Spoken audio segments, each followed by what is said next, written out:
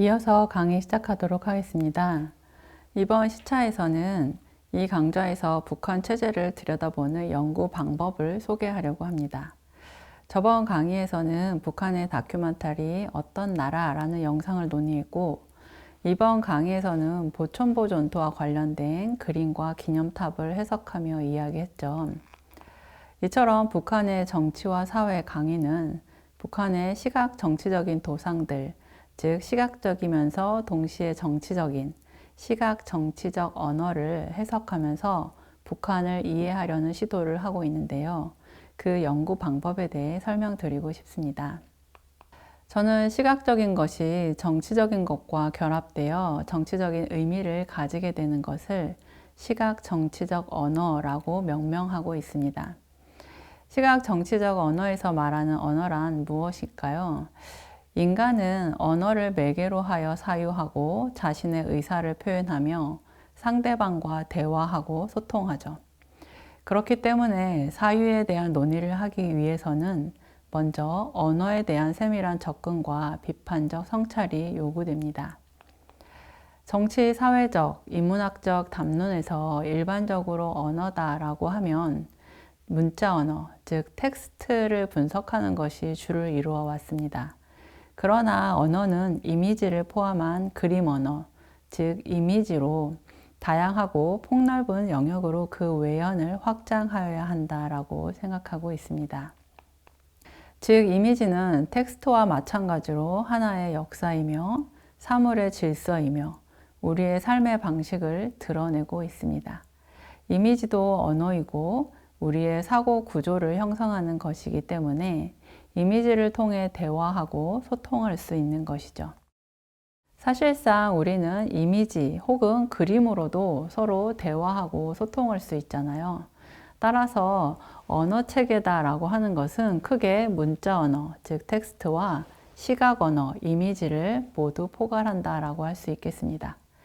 그런 면에서 시각적 이미지에 대한 연구는 언어에 대한 연구이기도 하죠.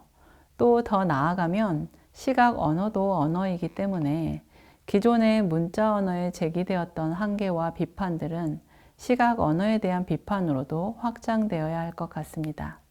물론 아직까지는 정치학 내에서 시각적인 접근과 연구는 미흡한 편입니다. 이 강의에서 시도하는 시각 언어의 정치적 읽기가 시각 정치의 영역을 새로 여는 시작일 수 있다면 좋겠습니다. 그러면 이제 시각 정치적 언어의 비판을 위한 출발선에 선 셈인데요. 그런데 우리의 연구 대상은 바로 북한입니다. 그러니까 이 강의 전체는 북한의 시각 정치적 언어에 대한 연구라고 할 수 있겠습니다.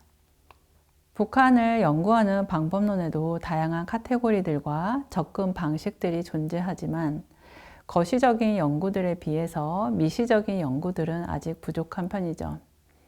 그러나 최근 들어 북한 연구가 건축, 미술, 영화, 예술, 문화, 방문기, 사진 등등 더욱 세부적인 그 미시적인 영역으로 분화되고 있다는 것은 매우 긍정적인 변화입니다. 그럼에도 이 미시적이고 다양한 영역을 정치적으로 읽고 해석하는 본격적인 시도가 필요해 보입니다. 그동안 정치학 내에서도 시각 정치에 대한 관심이 별로 없어서 시각적인 것을 정치적으로 읽고 해석하는 구체적인 학문적인 연구는 거의 없었다고 할 수 있습니다. 시각 정치적 접근은 현대성의 시각 중심적 사유의 확대와 더불어 정치 선전, 프로파간다, 국가 이미지 전략 등을 연구하여 정치의 외연을 확장할 수 있는 기회를 제공할 것입니다. 북한의 정치학적 연구에서도 시각적인 것을 정치적으로 읽고 해석하는 구체적이고 학문적인 연구가 이루어진다면 북한에 대한 더 다양하고 풍부한 해석이 가능할 거라고 생각합니다. 그러면 북한의 구체적인 시각적인 언어에는 무엇이 있을까요? 예를 들면 북한의 초상화, 조선화, 선전화, 사진, 동상, 기념물, 영상 등등 굉장히 다양한 도상들이 있겠죠. 우선 초상화는 어느 사회에나 많이 그려진 것인데 북한에서는 특히 수령님의 초상화를 강조하고 있습니다. 그리고 북한 미술을 접하지 않은 사람들은 조선화라는 용어가 낯설게 느껴질지 모르겠습니다. 이 조선화는 북한에서 동양화를 칭하는 말인데요.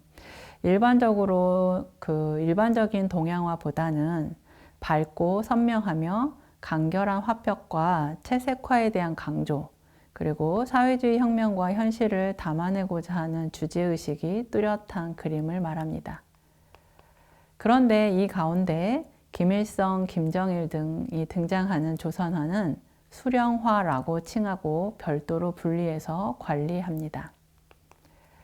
그리고 선전화는 우리가 일반적으로 알고 있는 포스터라고 생각하면 됩니다. 이 선전화는 파나 사파, 아동화를 포함하여 출판 미술에 해당됩니다. 출판 미술이 선전, 선동에 힘있는 무기로 되는 것은 그것이 출판물의 성격을 띠고 광범한 대중 속에 널리 보급되는 기동적인 형식이기 때문이다 라고 김정일이 미술론에서 밝히고 있죠. 이 출판 미술은 인쇄를 전제로 하여 효과적으로 보급되는 대중성을 갖고 있기 때문에 그 파급력에서 더욱 주목하게 되죠. 특히 선전화는 슬로건이라는 말 언어와 그림 언어가 결합되어 당의 정치적 목표와 수령 및 지도자의 교실을 전달하기에 매우 용이한 형식을 갖추고 있어서 북한 내에서 커뮤니케이션 수단으로 적극 활용되고 있다는 점에 그 특징이 있습니다. 그 외에도 동상이나 기념비, 기념물 등이 정말 많은데요. 사실 이러한 시각적인 제형물들을 우리가 실제로 가서 직접 보고 만질 수 없는 한계가 있기도 하죠. 그래서 그 크기나 재료의 질감, 혹은 그 시각적인 제형물이 주는 중압감이나 압도감 등의 실제적인 느낌을 전달하기에는 어렵다라는 한계가 있어서 조금 안타깝습니다. 그래도 우리가 최대한 활용할 수 있는 자료들을 통해서 북한의 정치와 사회를 좀 더 다양한 관점으로 들여다보는 노력이 필요한 것 같습니다. 그러면 이 시각 정치적 언어를 어떻게 분석하고 해석해야 할까요? 우리는 이 강의에서 도상 해석학의 연구 방법으로 접근하려고 합니다.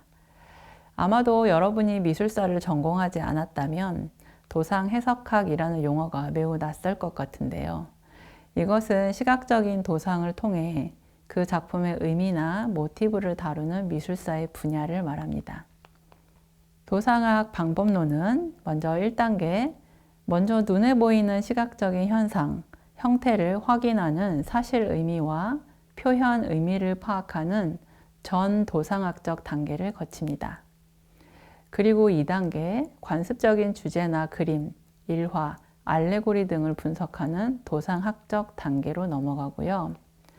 그리고 3단계, 도상학에서 더 나아가서 의미 내용, 상징 가치의 본래 의미 또는 숨은 내용을 해석하는 도상 해석학의 연구 방법으로 나아가게 됩니다. 16세기의 최초의 도상학 연구들은 고대 문헌에서 수집하여 미술가들이 사용할 수 있도록 표상과 상징을 목록으로 만들기도 했고, 그들 중 가장 유명한 것은 체사레 리파가 정리한 1593년에 아이코놀로지아라는 책이 있습니다. 그러한 논의는 18세기 이르러서 광범위한 도상학 연구로 발전되기 시작하죠. 그리고 이것이 독자적인 학문 영역이 된 것은 19세기 즈음입니다. 르네상스 시기의 작품들을 해석하면 도상 해석학의 정초를 놓은 사람은 아비 바르부르크였고, 그것을 학문 이론으로 자리 잡게 한 사람은 파노프스키와 곰브리치라고 할 수 있습니다. 어떤 형태, 모티브, 그리고 그림, 일화, 알레고리들을 모두 그 배우의 도살인 어떤 숨은 원칙을 드러내는 요소들로 파악한다면 이 요소들은 에르스트 카시러가 말하는 이른바 상징 가치라고 불렀던 것과 일치하는데요. 이 상징 가치들을 발견하고 해석하는 작업을 도상 해석학이라고 할 수 있겠습니다. 이 강좌에서의 북한 연구는 이런 도상 해석학의 토대를 두고 있습니다. 도상 해석학은 미술사의 한 방법이나 분과 학문으로 머무는 것이 아니라 장대한 역사와 전통, 사회와 정치적 해석이 종합적으로 이루어지는 것으로 확대되어 오고 있고, 그것이 시각정치라는 새로운 접근을 가능하게 하는 것이기도 합니다. 그래서 앞으로는 이러한 북한의 정치와 사회에 대한 논의를 북한의 그림, 동상, 사진, 기념물 등의 시각적인 도상을 통해서 만나볼 생각입니다. 더불어 이 강좌에서는 도상 해석학의 연구 방법과 더불어 서구의 정치 사상과 연계하여 북한 체제의 특성을 설명할 것입니다. 예를 들면 중세사를 설명했던 에르스트 칸토로비치라든지 곰브리치 혹은 루이스 마린, 조르조 아감벤과 같은 미학에 관한 현대 사상가들의 논의가 등장하기도 하고, 독일의 발터 베냐민, 허버트 마르쿠제와 같은 프랑크푸르트 학파의 비판 이론가들의 논의가 접목되기도 합니다. 그리고 조지모스의 대중의 국민화, 칼 슈미트의 정치 신학, 카시러의 국가 상징 등의 개념이 언급되기도 하고, 루이 알티세르와 미셸 푸코와 같은 구조주의자, 후기 구조주의자들의 논의가 본격적으로 제기되기도 합니다. 때로는 플라톤과 같은 고전 사상가와 칼 포퍼의 논의 등이 북한을 해석하는 데 적용되기도 합니다. 이처럼 서구의 정치 사상으로 북한을 연구하는 것도 기존의 북한 연구에서는 많이 시도되지 않았던 접근 방식이지만, 저는 북한을 새롭게 깊이 있게 들여다보는 흥미로운 접근이 될 것이라고 생각하고 있습니다. 그러면 이 북한의 정치와 사회라는 강좌에서 여러분들과 함께 이렇게 조금 낯설지만 흥미로운 접근을 통해 북한을 한번 만나보았으면 좋겠습니다. 앞으로 북한의 정치와 사회를 이해하기 위해서 오늘은 북한의 역사를 들여다보았습니다. 해방 후 북한의 공산화 과정과 조선 민주주의 인민공화국 수립 과정을 살펴보았고, 이 시기에 김일성 체제를 어떻게 구축하게 되었는지를 역사적인 맥락으로 논의해 보았습니다. 이러한 북한의 공산화 과정에서 김일성이라는 인물이 두드러지게 부각되고 명성을 얻는 데 결정적인 역할을 한 보천보 전투에 주목하여 살펴보았습니다. 구체적으로는 1948년 정관철의 유화, 보천보의 횃불이라는 그림과 1967년에 세워진 보천보 전투 승리 기념탑을 해석해 보았습니다. 이를 통하여 보천보 전투의 역사적 사실과 역사적 허구를 들여다보았죠. 마지막으로 북한의 정치와 사회에서 북한을 바라보고 해석하는 방법론으로 도상 해석학의 접근 방법을 소개해 드렸습니다. 앞으로도 이 강좌는 주로 북한의 그림, 기념물, 사진 등의 도상을 통해 북한을 이야기하려고 합니다. 그리고 다양한 서구의 정치 사상을 접목하여 북한에 대한 해석의 폭을 넓히려고 합니다. 그러면 앞으로 북한의 정치와 사회 강의에서 여러분들과 흥미롭게 북한을 만나갈 수 있다면 좋겠습니다. 오늘 강의는 여기까지 마무리하겠습니다. 감사합니다.